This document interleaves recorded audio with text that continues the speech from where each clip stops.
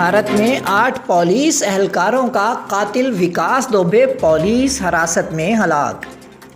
بھارت میں گزشتہ روز گرفتار ہونے والا 8 پولیس اہلکاروں کا قاتل وکاس دوبے فرار کی کوشش میں پولیس کی فائرنگ سے ہلاک ہو گیا۔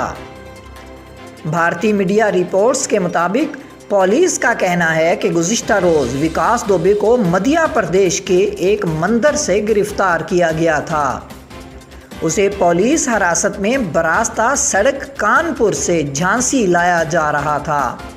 اسے آج صبح 10 بجے عدالت میں پیش کیا جانا تھا۔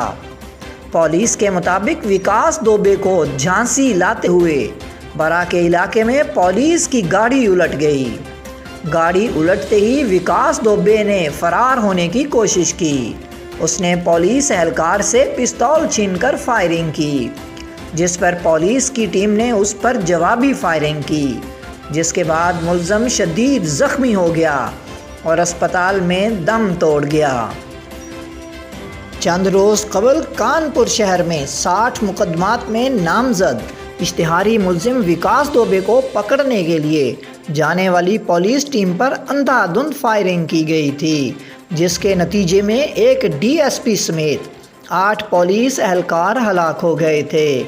ریاست کے پولیس حکام کے مطابق اس حادثے میں متعدد پولیس اہلکار زخمی بھی ہوئے تھے۔ ملزم وکاس دوبے کو گزشتہ روز ریاست مدھیہ پردیش کے ایک مندر سے گرفتار کیا گیا تھا۔ پولیس کا کہنا تھا کہ وکاس دوبے مندر میں پوجا کرنے آیا تھا۔ ایک سیکیورٹی گارڈ کو اس پر شک ہوا تو اس نے اس کا شناختی کارڈ طلب کیا، لیکن یہ شناختی کارڈ وکاس دوبے کے بجائے کسی دوسرے کے نام پر تھا۔ اس دوران وہاں موجود سیکیورٹی عملہ اسے اپنے ساتھ لے گیا اور پولیس کو اطلاع دی گئی۔ پولیس جب اسے تھانے لے کر گئی اور پوچھ گچھ کی تو اس نے تسلیم کیا کہ وہ کانپور کا گینگسٹر وکاس دوبے ہے۔ وکاس دوبے کے خلاف 60 سے زائد مقدمات درج تھے، لیکن چونکہ اس کے تعلقات حکمراں BJP اور اپوزیشن سماج وادی پارٹی دونوں کے رہنماؤں سے رہے ہیں، اس لیے وہ آج تک آزادی سے گھومتا رہا تھا۔ کہا جاتا ہے کہ وکاس دوبے کے پاس دولت کی کمی نہیں۔ ان کے بارے میں یہ بھی کہا جاتا ہے کہ اقتدار میں کوئی بھی سیاسی جماعت ہو، ان کے سب سے قریبی تعلق ہیں۔